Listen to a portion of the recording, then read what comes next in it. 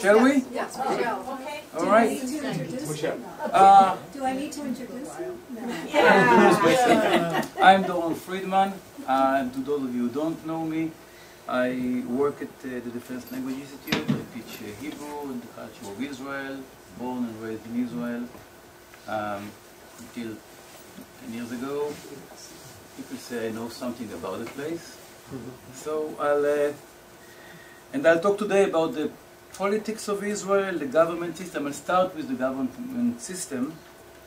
Since today is February 2nd, 2015, in less than 6 weeks from now we will have an election in Israel. So I'm going today to talk about the government system in general, the political and government system in Israel in general. And it is a repetition of something I did about a year ago, but it's tweaked and customed to whatever is happening now in Israel. Try to give you some idea of what's going on there, the changes, the new things. And after we understand the government system, exactly 4 weeks from now, it will be March, and it will be a Thursday, just the same time, in 4 weeks. It will be slightly before the elections. It will be about 12 days before the elections. Then we'll talk about what is the last news, what has been going on in the last 4 weeks, and we'll kind of talk about who is running, because here I'll just give some introduction about the running parties. On the 22nd, 5 days after the elections, we will talk about what has happened just now. It will be the beginning of the coalition starting to form in Israel. There won't be yet a new prime minister. We will not know yet who is going to be the prime minister unless there will be a real surprise and the results will be very decisive. But no one expects it. It will be a long time. So this is the introduction. I'm going to plunge right into the Israeli government system. I need my... There we go. I use both the new things and also the traditional ones. I kind of switch between them. You'll better be back if I use the old way. Yeah, the old way, yes. But then you don't want... By the way, Harvey today has a new fresh set of batteries. He'll hear me. So, the Israeli government system basically is Israel is different than here. The source of authority, well, in every democratic country, in general, is the people, us. However, today, so again, 3 branches to every state, every country that is democratic. However, in the United States, we have the Constitution like as an overseeing, set of rules, okay, that defines the general idea and allows us to kind of manipulate and change our laws and rules and ways throughout the times that are definitely changing. And then we have the people who elect with more than one vote. They are doing different things. But the people are electing first the parliament, and secondly the head of the executive branch, the president. Here in Israel it's the prime minister. Since the names are different, I use the head of the executive branch as the person that has the power to move things and to do things. So basically the people are electing here directly the head of the state, the one that will take the state, the wheel, and will steer the state forward. He has the direct order from them, or direct authority from the people. And again, I'm now avoiding, or I'm going about the the electoral college and so on. But the idea is that the state, the head of the state, is being elected directly by the people.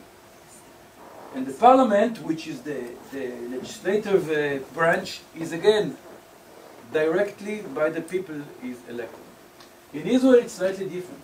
In Israel, the people are electing with one vote. There are no other things like we don't here in the States. We elect with more than one vote. We mark more than one thing. and we also elect different other capacities, like judges and so on, and we sometimes vote on rules. It does not happen in Israel. In Israel, there's one time in the elections, technically or theoretically, should be in 4 years, but it has almost never happened. Usually it's less than that, 2.5, 3.5 years is the average, around 3 years. And the people in Israel elect only in one way. There's one note, one vote that they physically put in an envelope. No, there's no like the reader, the scanners. You physically, technically put one note in an envelope, the sealed envelope, you seal it yourself, you throw it in a box.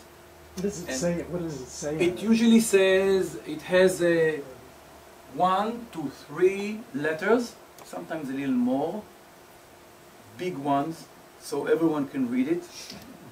No, it's exactly this way. And then under it there's the name of the party. Like it will say Aleph Mem Taf, which is Emet. Those are the letters of the Labour Party. And under it will say the Israel Labour Party, or something like that. Or Likud will say Mem Chet Lamed, which is Machal, and then under it will say the Likud Party. That's it. We basically vote for a list of people. We do not vote for a prime minister. We vote for a list of people that are submitted. The list is submitted by a party. So in Israel we elect the parliament only. Our representatives in the parliament, they will basically elect the executive branch head, the prime minister, or the So parallel of the, yes. So the people have how many choices to make? One. No, but I mean, how many amongst Well, there are, we'll get there, but Okay. now there are about little more than, about 20 choices. Yes. According to that, it looks like Israel doesn't have a constitution. It does not have a constitution. Israel does not have a constitution. Israel has a few supreme laws that needs to be changed, sometimes with a supermajority of 2/3, sometimes by regular majority, and sometimes by 50 at least, or half at least, 60 at least, but not necessarily supermajority. Yes. Do the voters have to register with a particular party, No. or do they decide right at the election? They don't have to register with any party, and they actually don't have to register at all. They automatically put into the registration, lists by the interior ministry when they are becoming citizens or when they turn 18 and so on. There is no registration to it. You get a voter note home. Here is where you are supposed to vote. And another thing is, there is one place only where you can vote under normal circumstances. One place home only. This is somewhere near the place of where you live. There's no other way. If you are living overseas, like in the States, you cannot vote. There's no absentee vote. There's no early vote. You have to be on the day of the election on the place where you are registered, and there is one room that you can get there to. So if you're disabled, there will be accommodations. If you are a soldier, those are the circumstances. If you're a soldier, you can vote where you serve. There's like a mobile, poll, and you can vote there. If you're a diplomat in the service of your country overseas, only diplomatic staff and the ambassador can vote outside Israel. That's basically most of there used to be hospitals. I think now they canceled it. It's kind of in and out. Sometimes there are hospitals, people who are sick. Prisoners are not allowed to vote, I think. Or there used to be accommodations. There used to be that soldiers on ships, serving on ships, like commercial ships, if they stopped it, there's only one way to do that. Is the ballot in Hebrew only? It's not a ballot, it's just I mean, piece of paper. Is the paper only written in Hebrew? There are also versions in Arabic. Oh, there are. Yeah. Mm-hmm. If I'm on vacation in Israel at this time, can I vote? If you are an Israeli citizen, here I'm a Israeli citizen, I'm registered somewhere. If I'm in Israel on vacation, I can vote. No, I'm just on vacation, No, you and can't what do they vote. check? Are you an Israel ID? ID. Your ID, your Israeli ID. If you're a citizen, you have an ID, you can vote. If you don't have your ID, you cannot vote. But I don't know if you're an Israeli citizen, so if you're just on vacation, I'm an Israeli just Jewish, just eligible to be a citizen, then no, you have to be a citizen. Right? This is basically how it works.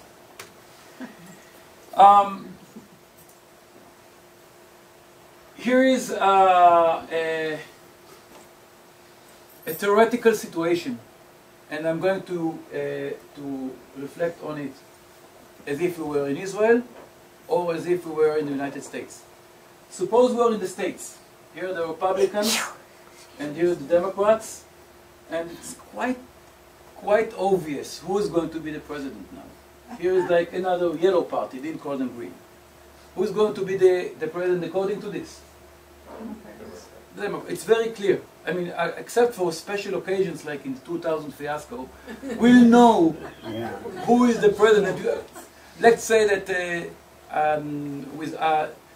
we're not talking about now about faults of counting, but with one action on the same day, maybe you have to count it, maybe you have to estimate it, but basically with one action that was done on one day, we can tell who is going to be the next chief or the next executive branch chief.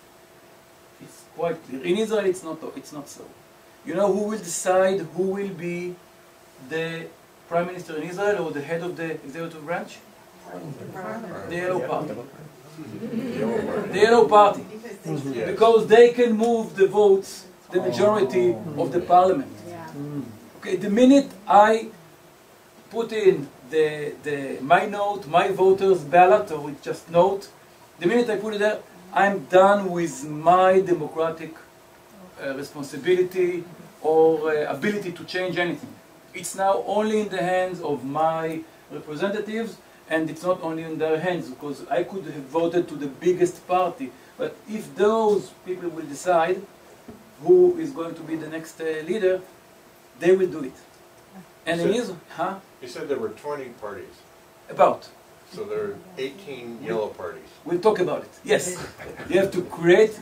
Yeah, in a way, they won't be elected.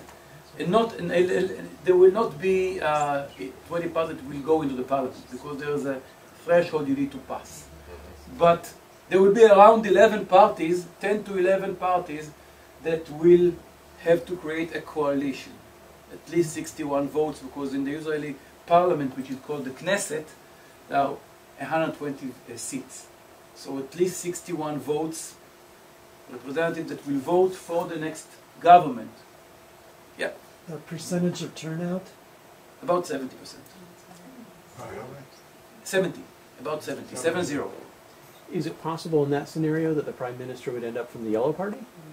Technically, but not. Couldn't they say we're going to be in charge? We're going to be the prime minister. Which one of you will let us? Technically, we'll get there, but technically, theoretically, it's possible. You understand that it will not happen. Like, imagine that here in America, not the head of the Democratic Party is heading. Technically, it could be, but then why wouldn't you just run here? So, technically, yes.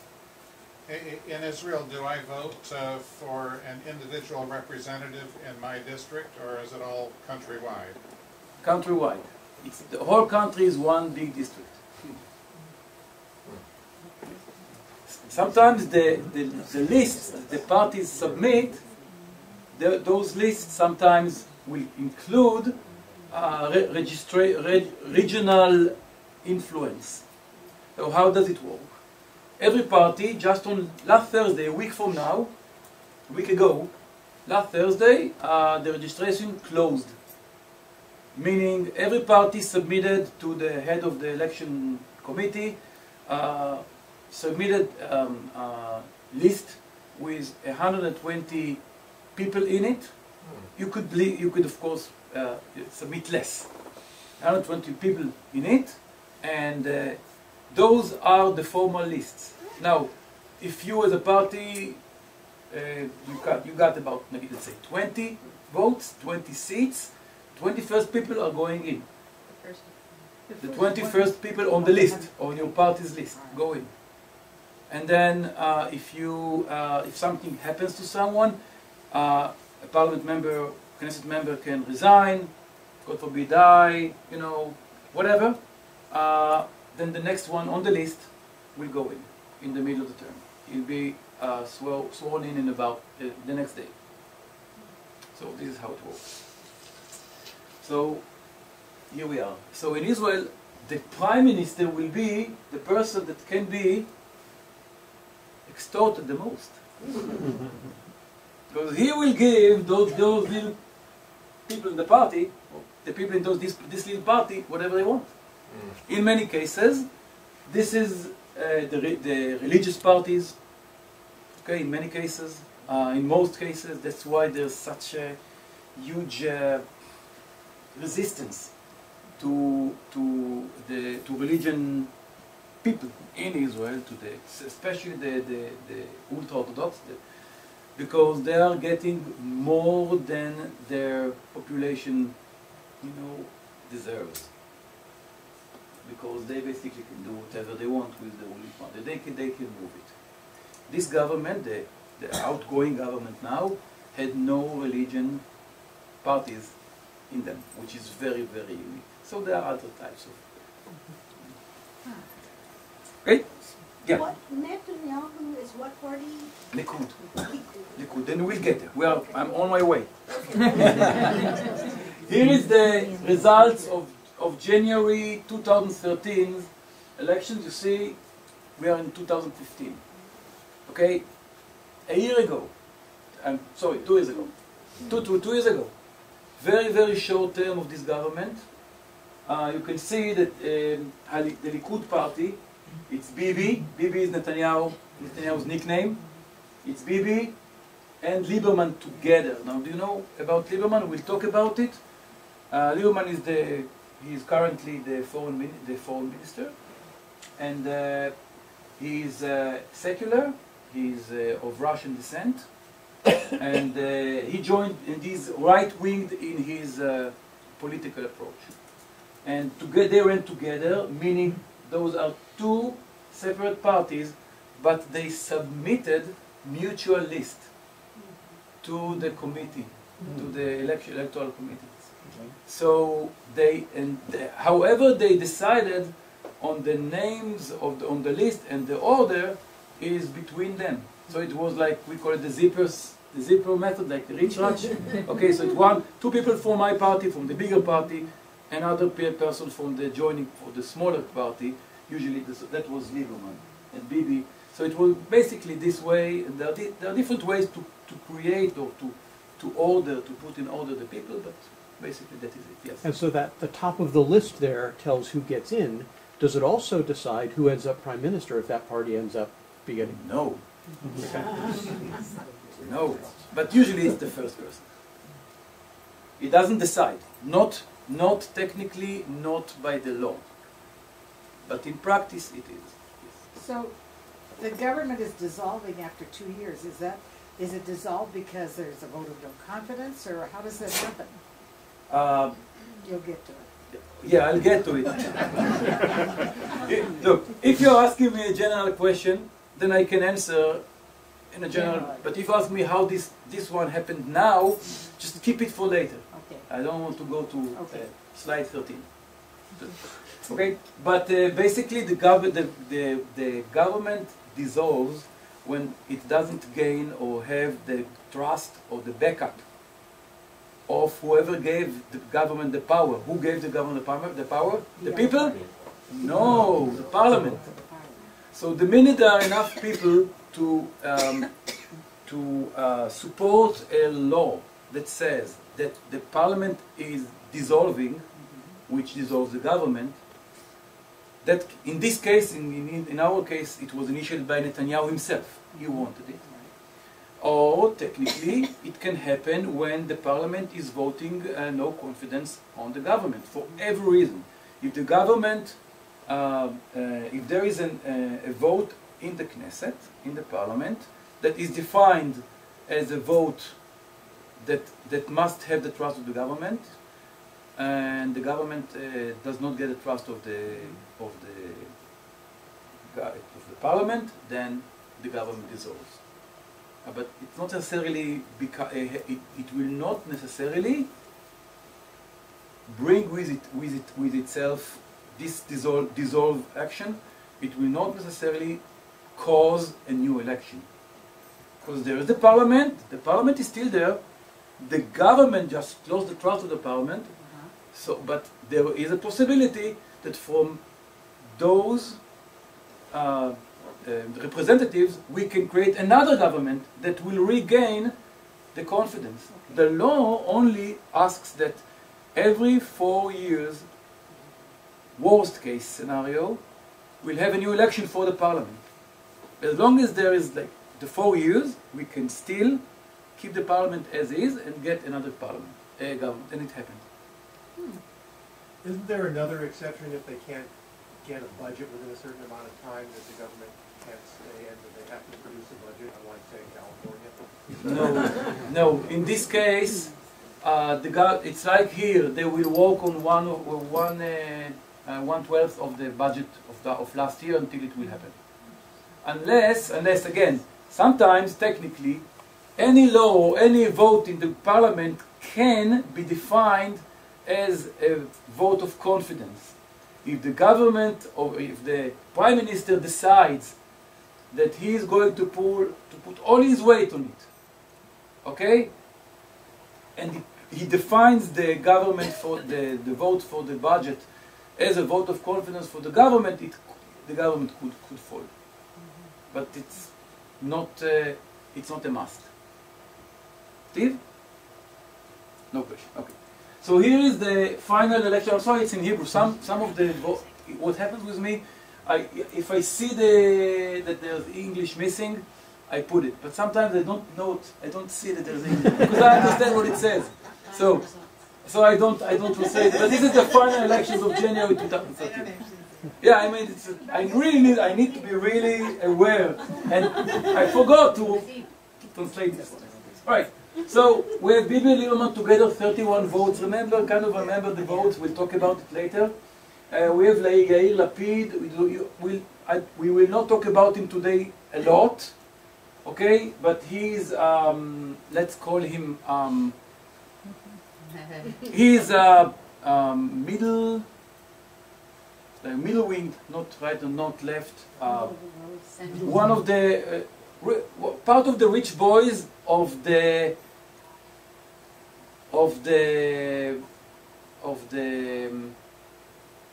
מעמד בינוני. Middle class. Middle class, תודה רבה. Kind of the rich boy, the topper part of the middle class.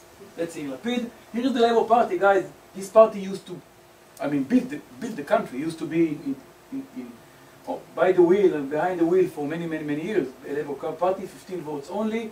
The Jewish Home, this is Naftali Bennett, a rising force, but we don't know what's going to be happening with him now. 12 votes, and so on. Note, here are the ultra-Orthodox parties, okay? Shas, okay? An ultra-Orthodox Sephardic party, okay? Here are the Ashkenazi ultra-Orthodox, okay? There are 18 seats here, all right? Tzipi Livni, we'll talk about her. Here is the left, and here it's ordered by the size. So, but here is the left, Meretz, and those are three Arab parties. Note that together that they create 11 votes, which shows that the Arab population is represented. Because suppose there are about 20%, the Arab population in Israel is about 20%, that means 24 votes, or 24 seats in the parliament. They only made 11. We'll talk about it because there are changes these elections. And again, Kadima is part of, here, it's part of this, so it's something that didn't last this time. They're gone. So, basically, there, all those people had to create some kind of a coalition. I'm moving to talk about political concepts in general, and then I'll go back to practicality. So basically, Israel, again, like in the States, there are three main lines or three main axes that we are talking about when we talk politics. It's basically the foreign and domestic affairs. Okay, which includes territories for peace in Israel. But here it's basically, do we go to Iraq, our relations with other countries, and so on. Okay, our relation with Israel and so on. That's if I'm talking about the states. And in Israel, it's basically territories for peace. Do we give territories for peace or not? Okay, so it's our or Israel's relation with the outside countries. Palestinian state, yes or no? Those are basically the issues, the big issues. Jerusalem, where does it go? Okay, we control on Golan Heights. So those are the territories that are in dispute, right? So this is one basic issue that we are talking about. Again, this is in Israel, and there are the parallels or the analogs here in the States. Oops, what's that? Right. The next issue is church and state. And again, everyone can here name the basic issues here. I mean, the free choice of pro-life, pro-choice. Okay? And again, church and state separation. Here it's a non-issue, but in Israel it's a huge issue. Okay? In Israel there is no state-church separation, which means that sometimes the state allowed the church, or the rabbanim, not the church, but the religious part, to have a monopoly on certain aspects of our lives. And the rules of the Torah, or the rules of another religion, is basically the rule of the country. For example, marriages can only be done by clergy. No judge, no mayor. Only a clergy can marry people. And if you belong to two different religions, you cannot get married in Israel. You can get married somewhere else, and then Israel will recognize the certificate, the marriage certificate. But you will not be able to get married in Israel, because the law in Israel is the religious law. That's the law. What will happen with your kids? I don't know. We'll see, depending on their religious law. If the mom is Jewish, then the kid will be Jewish. But if only the father is Jewish, okay, I don't know. It's a problem. Okay, you cannot, in Israel, you cannot get buried in a non-religious cemetery or whatever. So if you are not recognized religiously, you're in trouble, can't get buried. That's when they have a cross. If you have a cross over your identity, that's fine, but what happens if you feel Jewish, was born, as far as you're concerned, Jewish, lived as a Jew, served in the country in the military, and then suddenly the law decides that you are not Jewish? What happens? And again, I repeat a story that I told the last time. There was this guy, I lived very close to the area. There was this, there was a cell of terrorists that penetrated Israel from the northern border, positioned himself a few kilometers, miles from the road, from the highway, and started sniping at cars. First car got hit, the driver died. Second car got hit, driver dies.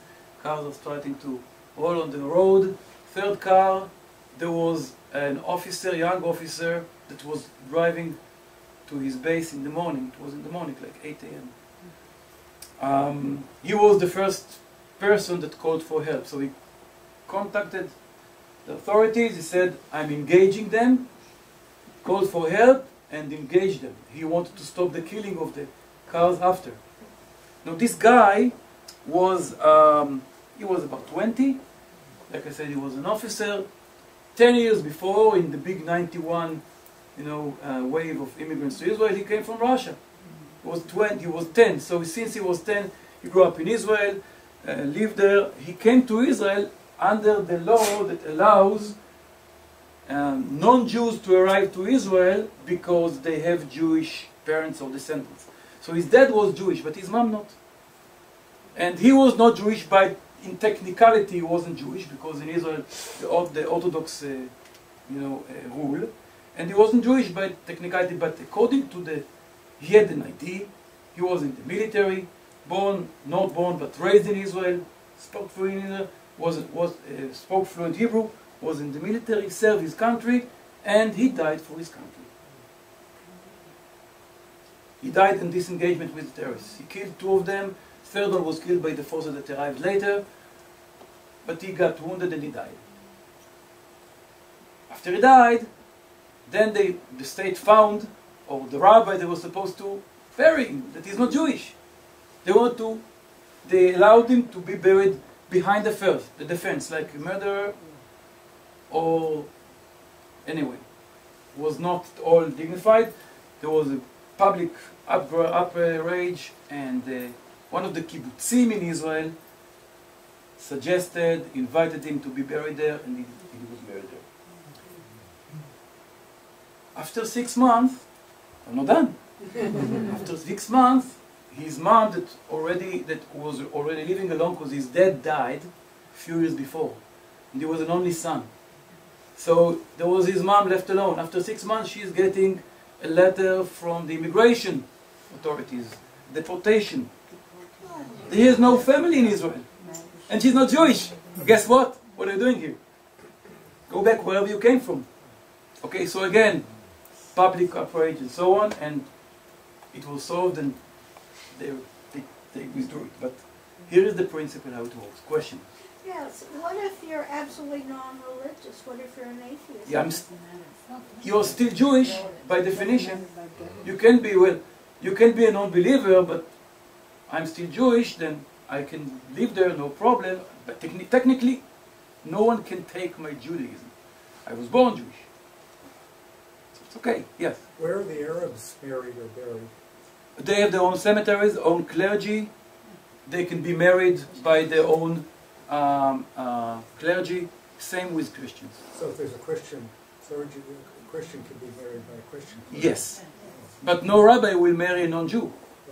So, okay. So here is how it works. So again, this is another accent that we're talking about, or main element that we are working with politics, that's church and state, and again, marriage. We talked about it. Okay, who will create or who will do the law? Shabbat enforcement. Who will enforce Shabbat? How much will Shabbat be enforced? Okay, those are huge issues. Okay, what happens if there is a contradiction between the Torah and the democratic law, like abortion, for example? Again, we are dealing with it here, but here there is no question who is going to decide on it. Some people may, not like it, but there is a law here that says, hey, those are two separate issues, not in Israel. And who is Jewish? The definition of Jewish we just talked about, yes. So has it been decided as to whether who is a Jew is determined if someone moves to Israel who has been converted to Judaism in a reform ceremony? Okay, so it's a great question, So a reform rabbi cannot technically convert to Judaism in Israel. Right. But a reform rabbi can convert here. Right. Is it only reform or also rabbi reform can when a reform conversion here is accepted in Israel? Yes, but only if it happens outside. Outside in Israel. So if, for example, Rabbi Paula will convert someone, her certificate will be recognized by the Israeli authorities, meaning not the religious authorities. Not the religious. No. So could that person then be the person who was converted by a Reform rabbi in the United States? Could they be buried in Israel? That's a great question. I don't know. Rabbi? Yeah, I've never come across that. I do know that the weddings that happen outside of Israel that Reform rabbis conduct are recognized. Yeah, they are recognized because the government, the state, Exactly. will recognize them. Right. But here we go. So, yeah, this is problematic. Yes. But yes, so here it goes. Let's say that a non-Jew was converted to Judaism in this temple. Okay, he received the certificate, and he goes to Israel. By the law of the state, the secular law, okay, this person will become a citizen. He will be able to vote. He will be able to get all the citizenship benefits. But when this person steps into or goes into an area where only the religious law will rule, like when this person dies, Or when they want to get married. or when this person wants to get married, then he is not Jewish enough for them. And the same thing with a cemetery. Yes. So if he wants to get married, he can go elsewhere to the States, get married, and come back. But what happens if he has kids? And these kids, this person is a female. Okay, and she has kids. Those kids are technically non-Jews. They will not be able to get married when time comes. Now, they're totally living in Israel. For second generation, they were born in Israel. They will have to do something about it. Maybe convert them by the rabbis in Israel. Then they will be. So it's a problem. Okay. Are these decisions that are made each time by Parliament, that it changes from time to time, or are these actually... You don't know where you're stepping into. So it's a huge problem. Yehudi is the name of a law, the name of a controversy that has been running since the beginning of Israel. So define Jew. Now, if they define Jews, okay, and they will define them so that most of the Jewry here will not be in it, imagine what happens. All the Jews here will feel like they're being denied. So it's a problem. Okay? Yeah. I've read that there are now beginning to be some non-Orthodox rabbis who receive state salaries. Yes. I'm not going there now. It's too much of a branching. I don't know. I'm not sure about the details, but I want to keep my kind of in this realm of political system. It's a good question, but it's kind of out of the scope now for me. So, the next one, the third issue is social and economy affairs. Okay, and again, we have the same issues here. I mean, taxation. How much taxation? Level of taxation. And it's a huge argument here as well. In Israel, it's the same. Okay, how much is the state responsible to us, the citizens? How much should they enforce health insurance on us? You see, how much? Okay, in Israel it's much different than here. It's more socialist. More socialist. Okay, government support of the social and environmental issues. Those things are also one of, okay, the power of the police. Okay, searches, privacy of citizen. All those issues are there. The balance between the three branches, checks and balances, and so on. And of course, the election and the government's method is also important. That's also part of this. So those are the main issues, and we'll talk about how they come into play here. Ken? So now that you mentioned three branches, I realize we haven't talked about the judicial. Presumably, based on what you've said, the judicial is part of that same one vote that you make. The Parliament must end up creating the judicial. Yes, the Parliament, there's a special committee that elects the judges. Wow. And in the committee there are other judges represented, Parliament members represented, and the public overseers and so on. But it's done, again, without the touch of the citizen. That has a voice only one time, which is in the election. If the parliament dissolves, do the judges lose their positions? No, that's totally separate. Yeah. Okay, let's move on. Alright, I'm going to touch upon one change in the government system that happened in March 2014 because it has a huge effect on the coming elections. There were other changes that I named in the previous lecture. But this one is the only one that really makes direct difference. This is what in March 2014 it was decided that the threshold to go into the parliament was raised to 4 seats. 4 seats in the parliament. Meaning if you are voted by quite a lot of people, 3 seats is a lot, you are not going into the parliament. That's one thing. It limits the law also limits the ministers to 18 to be more efficient. That's not really. What does that mean? Huh? What does it mean limiting to 18? I didn't get that. There is the government includes ministers. Oh, okay, got it. Okay, and many times the parties want more representation, so they go, okay, you know what? We'll open another mock, office, and we'll put someone there. So it limits to 18, and again, revoking a government, okay, dissolving government requires from the party that creates that initiates the vote, requires them to come up with an alternative. But again, it's technicality. This is the important thing here. This is the important thing. Minimum of 4 votes.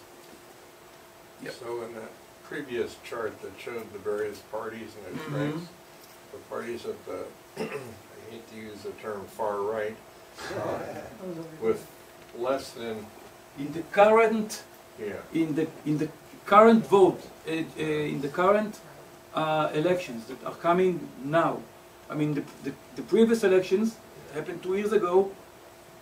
This was the representation of in the Knesset. But today, if in 2 weeks it will happen, all the parties that have less than 4 will be eliminated. It means those 2. what happens to the seats? No, they just redo the math for how much is. Those votes are going to basically to the history garbage, to the garbage of history. They're gone. They're lost, and it's very important. Very important. So you'll still have 120 seats. Yes, because they'll redo. They say, okay, the votes that are okay, that are not, for some reason not legal, they'll redo it. But the question is very, very important. Again, guys, I want to talk about in concept because I just it came up back. We have here a type of a government system that creates a lot of stability on the account of representation and diversity and representation of minorities. Okay, in Israel it's the other way around. There are a lot of minorities that are represented, as we can see, not all of them, but a lot of them. But then it creates instability. Something, Rabbi? Question, No, Rabbi? that's right, that's exactly. Yeah. Okay. I wanted to just say, when you were talking about the dissolution of groups, you went like this. I don't know if it means the same thing in Israel. money. No. Money? Yes? No. Oh, It's okay. not. And since I'm being videotaped, I won't explain to you what it means.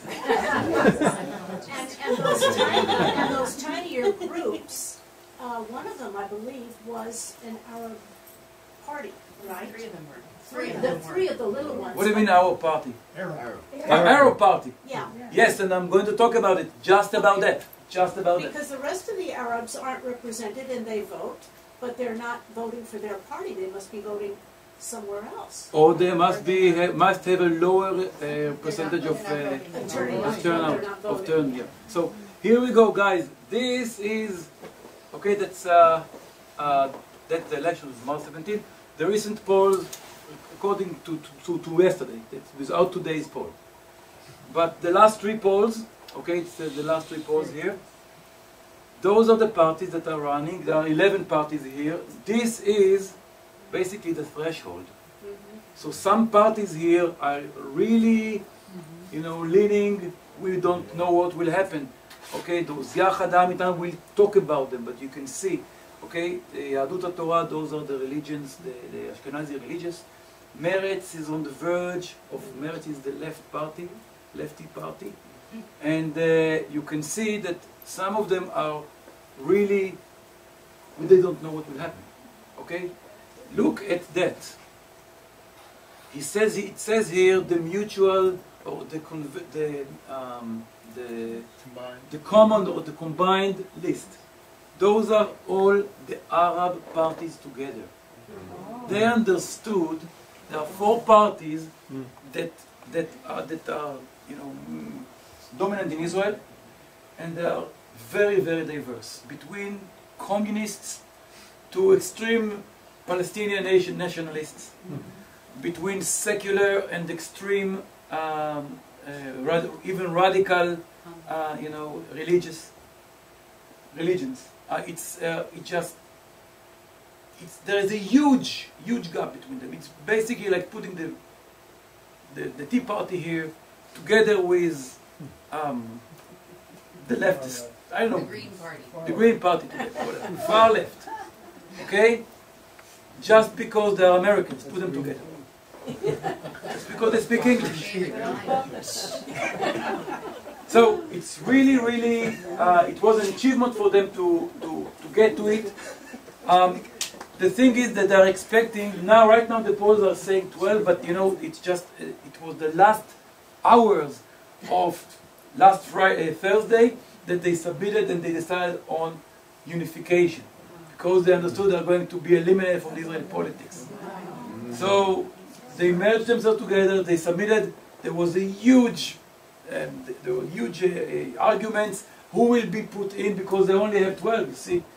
And who will going to be the leader of the other party, will he be second or third? Because there's only one party that the leader will be in top.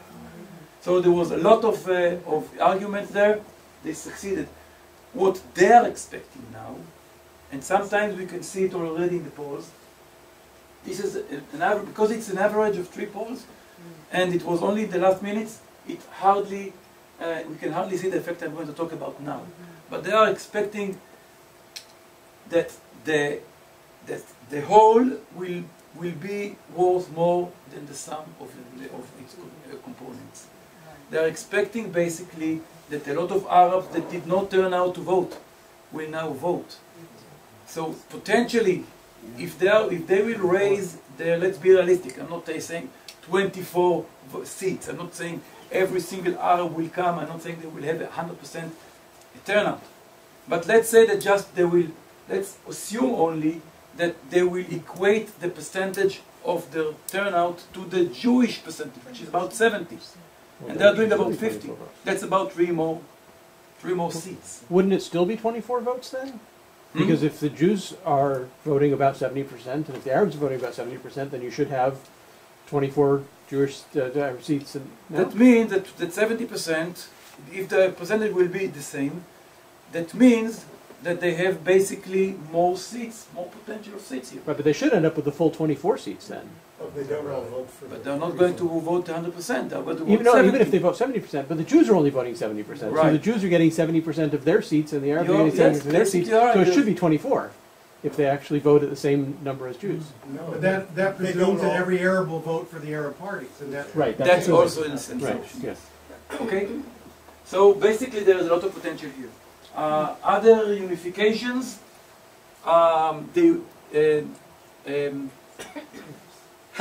okay, so I'm going to talk about Shas. About Shas, you know about the Shas party, the ultra-Orthodox Sephardic party. Yes. The rabbi died. Rabbi Ovadia Yosef died. After he died, there was a split in the party. Okay, there was an argument about who will lead. Aryeh Deri, the former and the founder of the party, or Eli Yishai, who replaced Aryeh Deri when Aryeh Deri was in jail.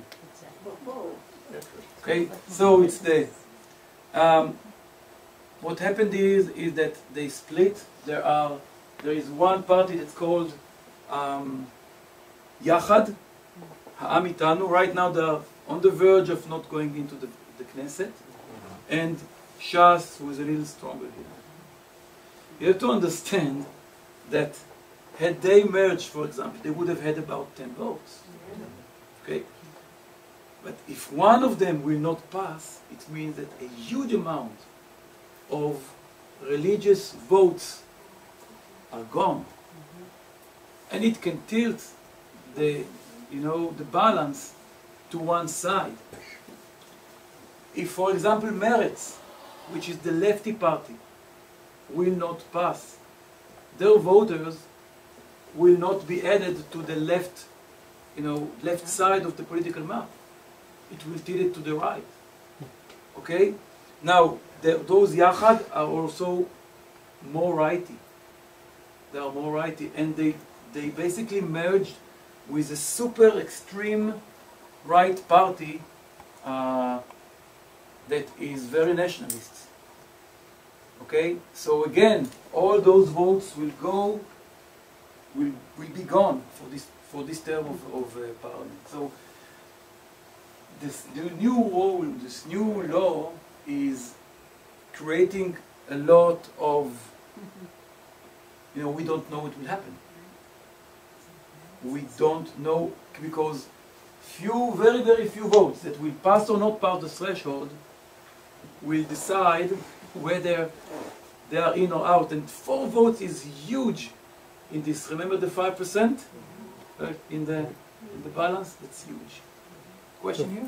So 4 votes is 3.3% roughly. There's an interesting twist that I'm seeing here mathematically based on what you've described. Maybe they've already gotten it figured out. If one party gets enough votes for 3.9 seats and another party gets enough votes for 3.91 seats, they're going to throw out the one that's 3.9 and recount. And now the one that had 3.91 will probably have enough to get a seat. They have the mathematical way to figure it out. But so then one that got enough, it ends up just changes the line. That's what it changes the line, and the one that didn't get in would have gotten in if they hadn't. I agree. What they do is they take the sum of all the votes that were legal, not double, not destroyed, not changes, and so on. They count. They create a line. They throw everything out. And then they recalculate the votes that actually were not thrown out because they didn't pass the vote.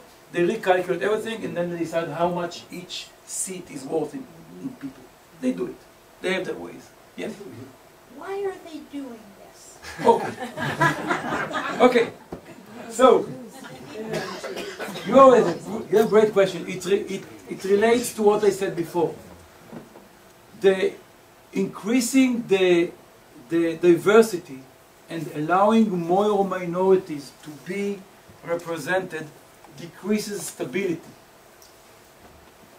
Because there are more players, little players, that can move the vote. You see, can move the balance in the parliament. They wanted to increase the stability of the government. And they wanted also, that's an inference. That's not something, because it's not really politically correct. They wanted to eliminate the small parties, the Arabs. What they did instead of that, they made the Arabs unite. And they may even get to the situation where the whole is more of its components, because they will get more than 11 that they were before. They're already showing 12, they may get 15. Wait, Gil is there over there. One of the things,